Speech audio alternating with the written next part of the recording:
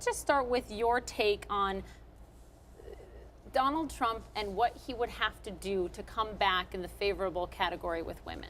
Well, first of all, when he talks about this big bubble economically that's about to hit, I mean, he's the bubble, right? He's the only bubble that's going to explode as far as I'm concerned. And I think he's exploding in front of our eyes. And he's exploding because he just does not have any regard for the other half of the human race, namely women. You know, right from the beginning, he showed how terrified he is of smart women when he went postal on Megyn Kelly, right, who simply was asking him, you know, smart, direct questions, and he just couldn't handle it. That a woman who's actually a very good-looking woman, the kind that he's used to kind of fawning on him, he feels, simply didn't wish to play that game. So I don't see how this guy can, honestly, having offended, you know, immigrants, having offended Mexicans, having offended women, can really win this primary. The poll numbers don't reflect that. You have a very big week ahead of you. You are hosting the 7th annual Women in the World Summit here in New York. I was part of it last year. It's a fascinating sort of coming together of women from all over the world, truly. Megyn Kelly is one of those people who is speaking at the summit, and we've known the back and forth between Donald Trump and Donald Trump's sort of vitriol against her.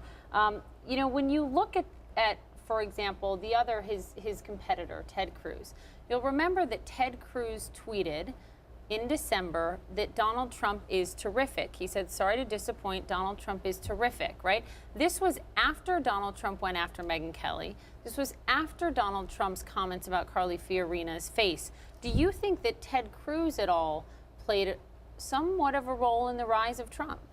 Well, I mean, frankly, I think that all of the people on that GOP platform all year long have been extremely bad candidates for women. I mean, every one of them fell over themselves to say they wanted to defund Planned Parenthood, absolutely disregarding the fact that there are so many American women out there who need Planned Parenthood for their pap smears, their mammograms. You know, they really don't seem to care about women, period.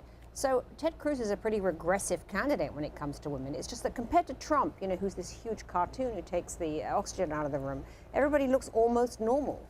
But what about the women that we've heard from so much, whether it's in Wisconsin or New Hampshire, et cetera, who say Trump is my guy, this is my guy, he's finally saying, you know, what I want to hear, saying it like it is. I sat down for a long interview with Ivanka Trump, his daughter, who said, my father would be amazing for women, and look how he's elevated women in his own business. What do you say to that? Well, you know, I think actually in business, Donald Trump has been pretty fair to women. I think, you know, he has promoted women, and they do work for him, it seems, willingly and happily. And he has a terrific daughter in Ivanka, who's obviously, you know, enormously attractive, well-adjusted, you know, smart, successful, all of those things. But the fact is that his comments are just so crudely misogynistic that ultimately, you know, it takes time to penetrate. I think a lot of people don't really focus for quite a long time. Mm-hmm. And one thing that has been appealing to people is that he looks like, he certainly masquerades as, a guy who can sort of fix the status quo, who can just simply, you know, sweep it away and change things and know about business and fix the economy. And it's only when you start to drill down a bit do you understand that so much of what he says is based on nonsense. And then women, I think, are beginning to tweak to that finally. It's taken a while. It's just taken a remarkable time, in a sense, for them to really start tweaking to that. But it is beginning to hurt his numbers now. How much is the Women in the World Summit this week going to focus on the world view of this political race? Because that's something I find fascinating. A few weeks ago, I asked Starbucks CEO Howard Schultz about that because he spends so much time around the world. And he said foreign leaders tell him that they are flabbergasted just at the race that we're seeing on both sides. They are absolutely flabbergasted. And we have some brilliant women coming from places like India and Iraq and so on. And they're really baffled, and actually they're very disappointed because, you know, they have such a lot of problems with human rights for women in these countries. I mean, they really do. I mean, they're used to looking at America and seeing that as a gold standard of the way women are treated. And now they're looking at this election race and they don't understand. I mean, Trump is making the kind of misogynistic comments that, frankly, even get you sort of repudiated in places like India. So they don't get it, and they're sort of mystified and they're puzzled and they're hoping it'll go away. What about Hillary Clinton as the only female candidate? I should ask you first. Have you publicly supported anyone? Are you publicly No, supporting I mean, anyone? I'm a journalist, so I like to just, you know, I have an opinion about everything, but usually not one that's particularly advocated. So Hillary Clinton, when you look at sort of, you've got this panel at the summit focusing on the lasting impact of Anita Hill in that case. So 25 years ago, her case, her testimony in front of the Senate, and then you look at Hillary Clinton and sort of her presence on the national stage over the past 20 plus years.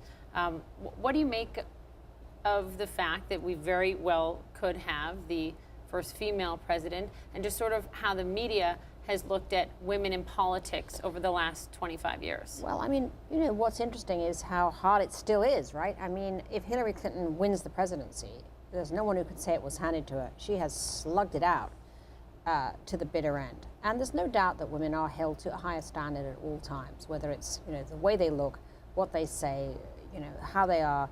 The fact is that, I mean, we have in Bernie Sanders, you know, a 75-year-old, totally disheveled guy who stands up there, you know, honking away in this hoarse voice, stuff that a lot of the time is completely unfact-checked. And, you know, at the end of the day, if Hillary did that stuff, she would be, you know, absolutely lambasted. So there's a kind of I think Sanders gets hit pretty hard, too. He gets hit, but not as hard, in my judgment. And, you know, actually, I like Sanders. I think he's got a lot of charm, and a lot of what he says is also spot on, actually. But, you know, you just look at the style of the guy, and you look at some of the things that he doesn't get lambasted on, and you just think Hillary would be lambasted. So she never complains about it, which is what I think is kind of good about her and cool about her. I mean, she's so tough that in terms of proving that she has a tenacity for the job, there's no doubt that she does prove it. Why she wants it is a whole other question.